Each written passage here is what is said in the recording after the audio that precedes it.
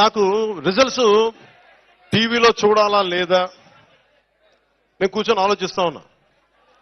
నాకేమనిపించిందంటే కూటమి అఖండ మెజారిటీతో గెలవబోతున్నది నాకు అర్థమైంది, నాకు తెలుసు.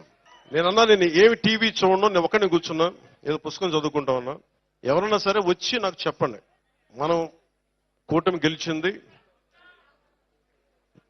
జనసేన మొత్తం అన్ని స్థానాలు గెలిచింది, పవన్ కళ్యాణ్ పిఠాపురంలో గెలిచాడు. ఈరోజు ఇది చెప్పండి. నేను చూడలా.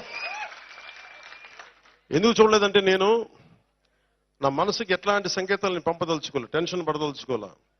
నాకు అనిపించింది నా కర్మ నేను బాగా చేశాను, నా బాధ్యత నేను సరిగ్గా నిర్వర్తించా. వెనకడుగు ఇలా నిలబడ్డా.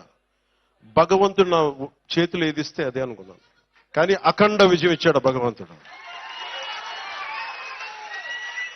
ఇదే పిఠాపురంకి వచ్చి